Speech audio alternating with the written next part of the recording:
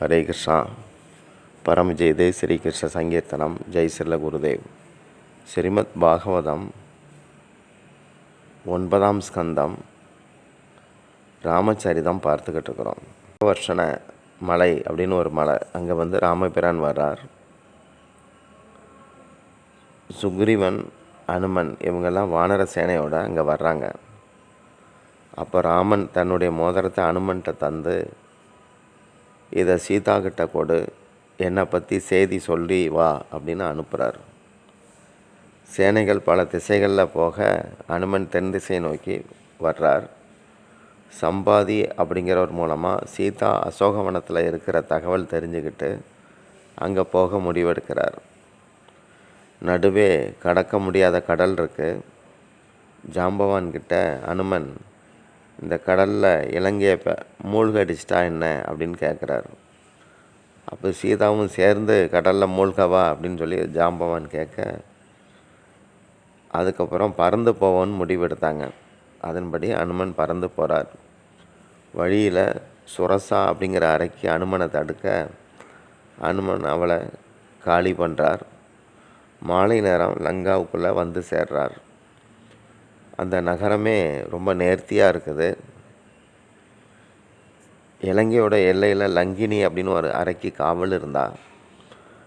அவளும் அனுமனை தடுக்க அவளை அனுமன் தாக்கி மரண வேதனை கொடுக்குறார். அப்போ அவள் சொல்கிறா அனுமன்கிட்ட, எனக்கு சின்ன வயதில் ஜோதிடம் பார்த்தவங்க யாராவது ஒன்று அடித்தாங்கன்னா ராவணனுக்கு மரணம் வரப்போகுதுன்னு அர்த்தம் அப்படின்னு சொல்லியிருந்தாங்க. இப்போ அதுதான் நடந்திருக்கு. இலங்கையில் நீ கவனமாக நடந்துக்க. அரக்கிகளுக்கு மாய விளையாட்டுக்கள்லாம் தெரியும், அதை பார்த்து மன விகாரப்பற்றாத அப்படின்னு சொல்லி புத்திமதி சொல்லி உயிரை விடுறா. உலக ஆசை பிடித்தவங்க மத்தியில் மன சஞ்சலம் இல்லாமல் இருக்கிறது ரொம்ப கஷ்டம். சரீரத்தால் பாபம் வராமல் இருக்கலாம், ஆனால் மனசால் பாபம் நடந்தே தீரும். அனுமனுக்கு யாரும் உபதேசிக்க அவசியப்படலை. ஏன்னா அவர் வித்யா ஆச்சாரியர், எல்லா வித்தையும் தெரியும். இருந்தாலும் லங்கினியுடைய வார்த்தைகளை மனசில் வச்சுக்கிட்டார். இந்திரசித் இருக்கிற இடத்துக்கு வந்து சேர்றார். அங்கே அவனுடைய மனைவி சுலோச்சனா இருக்கா. அது சீதாதானோ அப்படின்னு சொல்லி பார்க்கிறார். இன்னொருத்தன் கூட இருக்கிறதுனால அது சீதா கிடையாதுன்னு முடிவெடுக்கிறார். ராத்திரி புறாவும் தேடி தேடி பார்க்கிறார். சீதா தென்படலை. அவருடைய வாள் ஒவ்வொரு கட்டடங்களுக்குள்ளேயும் புகுந்து சீதா இருக்காங்களான்னு பார்க்குது. அனுமன் சிவனுடைய அவதாரம். பார்வதி நானும் அவதரிப்பன் பிடிவாதம் செய்தா. அப்போ சிவன் சொன்னால், நான் பிரம்மச்சரியாக இருக்கலான் இருக்கிறேன், அப்படி இருக்கும்போது உனக்கு ஒரு வேலையும் இல்லையே அப்படின்னு சிவன் சொன்னார். இதனால் அனுமனுடைய வாளாக பார்வதி இருந்தாங்க. குரங்குகளுக்கு வாளில் தான் சக்தி அதிகம். அதனால் சக்தி அந்த வாளில் இருக்கிறாங்க. அனுமன் சிலையில் கூட அந்த வாளில் குங்குமம் இதை கொண்டு தான் வைக்கிறோம். பார்வதியின் அம்சமான அந்த வால் நுனியில் அந்த செலவடிக்கிறவங்க அதை குறிப்பிட்டு வெளிப்படுத்துவாங்க. அனுமன் ராத்திரி பூரா சூட்ச்ம வடிவத்தில் இலங்கையை சுற்றி தேடுறார். பிரம்ம முகூர்த்த வேளையில் விபீஷணன் வீட்டு பக்கமாக வரார். விபீஷணன் வீட்டில் ராமநாமம் சப்தம் கேட்குது. அனுமன் அரக்கர்கள் வாழும் பகுதியில் யார் இந்த வைஷ்ணவன் அப்படின்னு யோசித்து ஒரு பிராமண பையன் வேஷத்தில் விபீஷணன்ட்ட போகிறார். விபீஷணன்ட்ட யாரப்பா நீன்னு கேட்க, அவனும் சொல்கிறான், காத்தால் உங்களை தரிசிக்கிறதுனால இன்றைக்கி எனக்கு ஒரு மங்கள செய்தி வரப்போகுது அப்படின்னு சொல்கிறான். அப்போ அனுமன் நடந்த விஷயங்கள்லாம் சொல்லி சீதா பற்றியும் விசாரிக்கிறார். விபீஷணன், எனக்கு உங்கள் தரிசனம் கிடச்சிருச்சு, அடுத்து ராம தரிசனம் கிடைக்கும். எனக்கு எந்த தகுதியும் கிடையாது, நான் அரக்கர் குலத்தில் உள்ளவன். உங்கள் தயவால் எனக்கு ராமன் என்னை ஏற்றுக்குவார். விபீஷணன் இப்படி சொல்லிட்டு அசோகவனத்தில் சீதா இருக்கிறத பற்றி தெரிவிக்கிறார். அனுமன் அசோகவனம் வர்றார். அங்கே சீதா மெய்மறந்த நிலையில் ராமநாமம் ஜெபிச்சுக்கிட்டு இருக்கா. சீதையோடைய சரீரம் ரொம்ப மெலிஞ்சு பலம் இல்லாமல் இருந்தது. அனுமன் மனசால் அவரை வணங்குறார். மரத்துக்கு இடையில மேலே உட்கார்ந்துக்கிட்டே ராம கதையை பாடத் தொடங்குகிறார். தங்களை தேடுவதற்காக பல வானரங்கள் அனுப்பப்பட்டது. அதில் நானும் ஒருத்தன். நான் ராமதூதன். உங்களை பார்த்ததில் என் வாழ்வு பயனுள்ளதாச்சு. தாயாரை நான் வணங்குகிறேன் அப்படின்னு பாடுறான். சீதா உடனே, சகோதரா, யார் நீ? என் எதிரில் வா அப்படின்னு சொல்ல அனுமன் எதிர வந்து அன்னையை வணங்குறார். தாயே, உங்களை பார்த்ததில் எனக்கு ரொம்ப ஆனந்தம். உங்கள் நாதன் சீக்கிரமாக வருவார் அப்படின்னு சொன்னார். அப்போ அவருக்கு நல்ல பசி எடுத்தது. அவர் சீதாட்ட அனுமதி கேட்குறார். எனக்கு ரொம்ப பசிக்கிறது. இங்கே நிறையா பழங்கள், கனிகள் நிறையா இருக்குது மரங்களில். அதுகளை நான் சாப்பிடலாமான்னு கேட்டார். அரக்கர்கள் அங்கங்கே மேற்பார்வை பண்ணிகிட்டு இருக்கிறாங்களே, சாப்பிடலாமான்னு கேட்கும்போது, கீழே கிடக்கிறத சாப்பிடலாம், மரத்தில் பறிக்காதன்னு சொன்னான். உடனே அனுமன் பழங்களை பறிக்க வேண்டான்னு சொன்னதுனால மரங்களை உலுக்கி பழங்களை விளை வச்சு சாப்பிட்டார். சாதுக்கள் உண்ணும் போதும் அது பஜனை தான், உறங்கும் போதும் அதுவும் பஜனை தான். பொதுவாக அன்னத்தை நிந்திக்கக்கூடாது, அது பெரிய பாவம். அனுமன் தெய்வீக வானர ரூபம் எடுத்து வாளுக்கு ஒரு பணியை செய்ய கட்டளையிடுறார். அந்த வாள், அனுமனுடைய வாள் ஒரு ஆயுதமாக வேலை செய்ய ஆரம்பிக்குது. பல அரக்கிகளை சம்ஹாரம் பண்ணுது. அரக்கர்கள்லாம் அடிபடுறாங்க. மரங்களை வாழை வச்சு பிடுங்கி எறிகிறார். இதுக்குள்ளே இந்திரஜித் அங்கே வந்தான். பிரம்மாஸ்திரத்தை பிரயோகம் பண்ணான். அனுமான் அந்த அஸ்திரத்துக்கு கௌரவம் தந்து கட்டுப்படுறார். இந்திரஜித் அப்படியே அரச சபைக்கு அனுமனை இழுத்துட்டு போகிறான். ராவணன் அனுமன்கிட்ட, குரங்கே, எங்கேருந்து வர, எதுக்கு வந்திருக்கிற அப்படின்னு அதட்டினான். அனுமன், ஏ தசானனா, நான் உனக்கு ராமாயணம் சொல்ல வந்திருக்கேன். நீ தவம் செய்து சிவனை மகிழ்விச்சிருக்கலாம். ஆனால் இன்னொருத்தர் மனைவி சீதாவை கைது பண்ணி வச்சுருக்க. ராமனை பேசாமல் ராமனை சரணடைஞ்சிரு, அவர் உன்னை மன்னிக்க தயாராக இருக்கிறார் அப்படின்னு எச்சரித்தார். ராவணன் ஆணவம் பிடிச்சவன். அவன் காவலர்கள்ட்ட, குரங்குகளுக்கு வாளில் தான் சக்தி, அதனால் இது வாளில் தீ வைங்க அப்படின்னு சொல்லி கத்துறான். அதனால் அனுமன் வாள் துணியால் சுத்தப்பட்டது. இலங்கையின் கடைத்தெரு பூராமல் அவருடைய வாள் நீண்டுக்கிட்டே போகுது. அவங்களும் அறிவில்லாமல் துணியை அந்த வாளில் சுற்றிக்கிட்டு அதில் நெய் எண்ணெயெல்லாம் ஊற்றி தீ வைக்கிறாங்க. அனுமன் சிரிச்சுக்கிட்டே, இப்போ இங்கே வாள் யாகம் நடக்கப் போகுது அப்படின்னு சொல்லி இஷ்டத்துக்கு தாவி குதித்தார். ராவனுடைய தலையிலையும் தீ பிடிச்சது. அரக்கிகள் ஓடி வந்து சீதா கிட்ட, உங்ககிட்ட வந்த வானரம் இலங்கையை எரிச்சிக்கிட்டு இருக்குது அப்படின்னு சொன்னாங்க. உடனே சீதா அக்னி தேவனை பிரார்த்திக்கிறார். அனுமனையோ அடியார்களையோ அந்த நெருப்பு எதுவும் பண்ணக்கூடாது அப்படின்னு சொல்லி பிரார்த்திக்கிறார். இலங்கை எரிய ஆரம்பிக்குது. அசோகவனம் எரியலை, விபீஷனுடைய கட்டடமும் எரியலை. அந்த கட்டடத்தில் நுழையிற இடத்துல துளசி மாடம் இருக்குது. சீதா அனுமனுக்கு மனசால் ஆசீர்வாதம் கொடுக்குறா. அஷ்ட சித்தியும் அனுமனுக்கு சேவை செய்யட்டும்னு வேண்டா. உலகம் பூரா அனுமனுக்கு ஜெயகோஷம் கிடைக்கும் அப்படிங்கிறா. அனுமன் இதை புரிஞ்சுக்கிட்டு, எனக்கு ராம சேவை ஆசையாக கொடுங்க அப்படின்னு வேண்டினார். அனுமன் அதுக்கு அப்புறம் கிளம்புற போது பிரம்மா அனுமனுடைய வீரத்தை புகழ்ந்து ஒரு கடிதம் எழுதினார். அதை அனுமன் கையில் தந்து ராமன்கிட்ட கொடுக்க சொன்னார். இப்படியாக அனுமன் ராமன்கிட்ட வாரார். லட்சுமணன் அந்த கடிதத்தை படித்து அதில் என்ன எழுதியிருக்குன்னு சொல்கிறான். அதில் அனுமனை பாராட்டி பிரம்மா எழுதியிருந்தார். அனுமன் பணிவோட ராமன்கிட்ட என்ன சொல்கிறான்னா, எல்லாம் உங்கள் மகிமை, எனக்கு அகந்த வராமல் அருள் செய்யுங்க, அகந்த வந்துடக்கூடாது அப்படின்னு பணிவாக சொல்கிறான். ராமன் அப்போ அனுமனை கட்டி தழுவினார். இலங்கையில் ராவணன் ஒரு சபையை கூட்டுறான். சபையில் விபீஷணன் ராவணனை சத்தம் போடுறான். தம்பி வந்து ராமர்கிட்ட சரணடைஞ்சு சீதாவை ஒப்படைச்சிரு அப்படின்னு சொல்லவும் இவனுக்கு கோபம் வந்துருச்சு.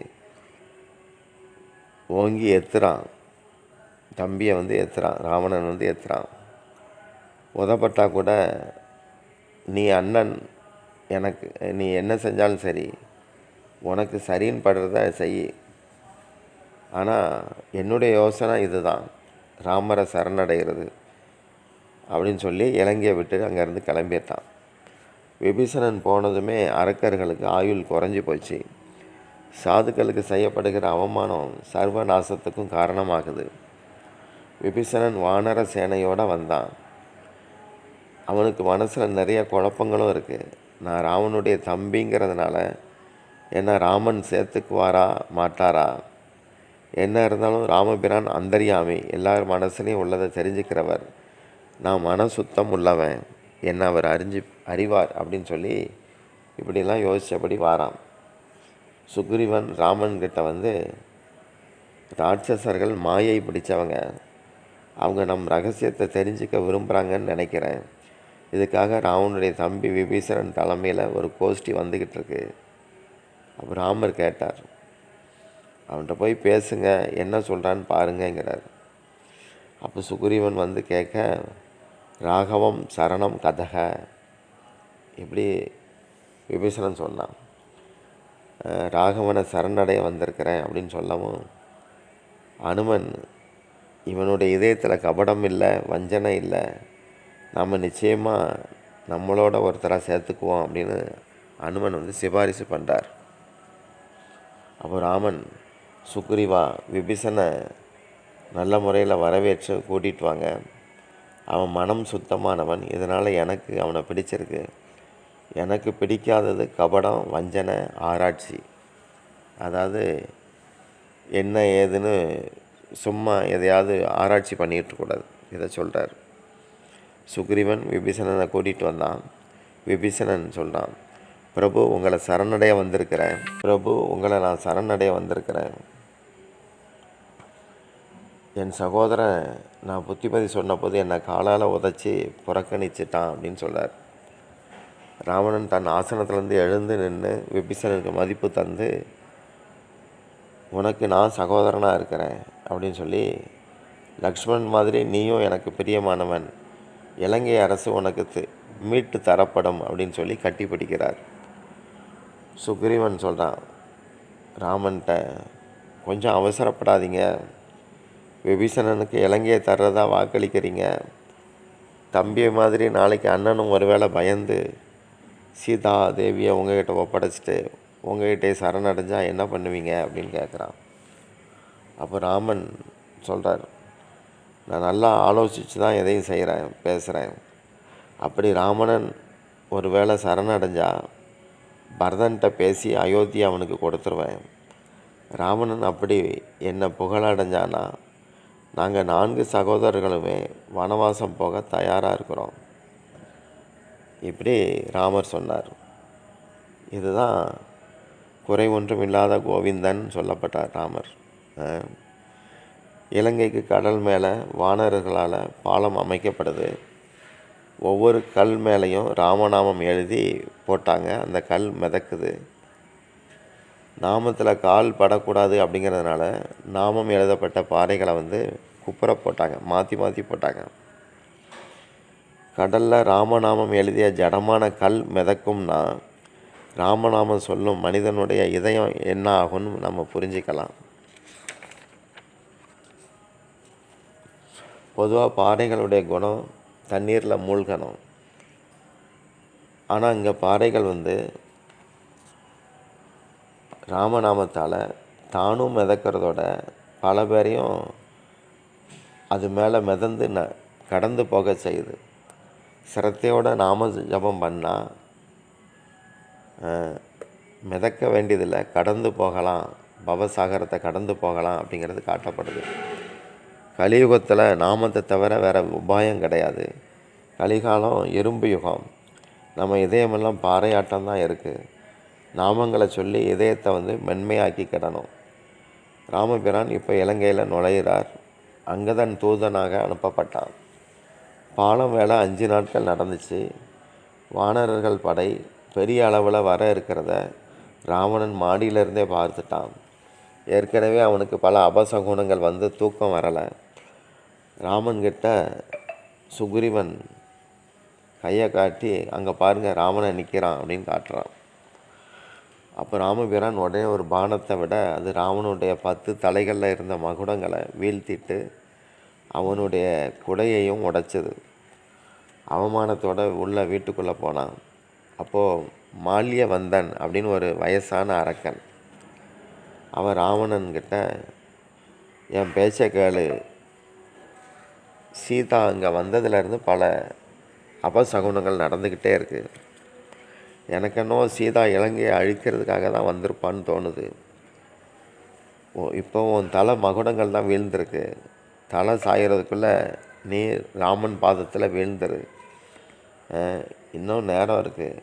நீ புலஸ்திய வம்சம், தவத்தால் நிறைய சக்தி பெற்றவன், தேவர்களை ஜெயிச்சிருக்க, நிறைய சுகங்களை அனுபவித்தா கூட யோசிப்பார், உனக்கு இப்போ இருக்கிற வாழ்க்கை ஜாஸ்தி தான். இதையெல்லாம் விட்டுட்டு வனத்துக்கு போய் கடவுளை தியானம் பண்ணு, இதுதான் உனக்கு நல்லதுன்னு அந்த மால்யவந்தன் சொன்னான். இப்போ ராவணனுக்கு ஆத்திரம் வந்துருச்சு. அவனுக்கு யாரும் புத்திமதி சொன்னால் பிடிக்காது. நீ கிழட்டு பையங்கிறதுனால உன்னை தண்டிக்காமல் விடுறேன், போ இங்கேருந்து அப்படின்னு கத்துனான். எனக்கா ராம பாடம் நடத்துகிற? நான் உலகத்தையே ஜெயித்தவன், தேவர்களை அடிமையாக்கினவன், என்னை யாரால் கொல்ல முடியும்? நரனும் வானரமும் அரக்கர்களுக்கு தீவனம் அப்படின்னு சொல்லி கத்துனான். மரணத்தின் நிழல் வரும்போது அறிவு வேலை செய்யாது. ராவணன் யார் பேச்சையும் கேட்க மாட்டான், பிடிவாதக்காரன் அப்படிங்கிறது தெரிஞ்சு போச்சு. ராவணனுடைய அருள் பார்வையால் வானரர்கள் அற்புத பலம் பெற்றிருந்தாங்க. அவங்கக்கிட்ட அஸ்திர சஸ்திரம் கிடையாது. வனத்திலேருந்து பெரிய பெரிய பாறைகள் மரங்களை பிடுங்கி எரிஞ்சு அரக்கர்களை தாக்குனாங்க. ராமபலத்தால் வானர்கள் பக்கம் வெற்றி உண்டாகிட்டுருக்கு. ராவணன் கோபத்தோட தானே போருக்கு புறப்பட்டான். 4 குதிரை பூட்டிய தேரில் வந்தான். எதிர ராமனோட விபீஷணன் இருக்கிறத பார்த்து கோபத்தில் விபீஷணன் மேலே சக்தி ஆயுதத்தை பிரயோகம் பண்ணான். அந்த ஆயுதத்தை லக்ஷ்மணன் தடுத்தார். ஆனாலும் அதில் ஒரு பகுதி லக்ஷ்மணன் மார்பில் பாய்ந்து அவர் மயங்கி விழ ஓடி வந்து லக்ஷ்மணனை தூக்கிட்டு போகலான்னு முயற்சிக்கிறான். அப்போ லக்ஷ்மணனுடைய உடல் தானாகவே பாரமாக மாறிடுச்சு. அவனால் தூக்க முடியல. பூமியவே தூக்குறவர் ஆதிசேஷன், அவரை எப்படி தூக்க முடியும்? இதை பார்த்து அனுமன் வேகமாக வந்து ராவணன் நெஞ்சில் ஓங்கி ஒரு குத்துறார். அவன் தலை கருகருத்து ரத்தம் கக்கிட்டான். அப்போ அனுமன் லக்ஷ்மணனை தூக்கிட்டு ராமன்கிட்ட போகிறார். லக்ஷ்மணனுடைய மயக்கத்தை பார்த்து ராமபிரான் புலம்புறார். அப்போது சுசேசனன் அப்படின்னு ஒரு வானர வைத்தியன் ராமன்கிட்ட, துரோணாச்சல பர்வதத்தில் சஞ்சீவினின்னு ஒரு மூலிகை இருக்குது, அதோடைய ரசத்தை லக்ஷ்மணனுக்கு தந்தா சரியாயிரும்னு சொன்னான். சூரியன் உதிக்கிறதுக்குள்ளே அதை கொண்டு வாங்கன்னு ஏற்பாடு பண்ணுங்கன்னு சொன்னான். பொதுவாக மூலிகைகள் வனஸ்பதி அப்படின்னு சொல்லப்படும். ராமனுடைய உத்தரவால் சஞ்சீவனி மூலிகை கொண்டு வர அனுமன் கொண்டு வர லக்ஷ்மணன் குணப்படுத்தப்படுறார். ராவணனுடைய பிள்ளை இந்திரஜித், அவனும் போருக்கு வந்தான். அவனுடைய தலையை லக்ஷ்மணன் துண்டிச்சிட்டார். இந்திரஜித் மனைவி சுலோச்சனா உடன்கட்ட ஏறுறதுக்கு முயற்சி பண்ணுறா. அப்போது ராவணன் தடுக்கிறான். அவள் ராவணன்கிட்ட, என் கணவர் உடல் இருக்குது, ஆனால் தலை இங்கே இல்லை, தலை எனக்கு வேணும், நான் கண்டிப்பாக உடன்கட்டை ஏறியே தீருவேங்கிறான். அப்போ ராவணன் சொன்னால், அந்த தலை ராமன் கையில் இருக்குது, போய் கேளு அப்படின்னா. சுலோச்சனா, என்ன போய் பகைவர்கள்ட்ட அனுப்புறிய, ஏதாவது விபரீதம் ஆயிராதான்னு கேட்டான். அப்போ ராவணன் சொன்னால், ராமன் உன்னை அம்மாவாக மதித்து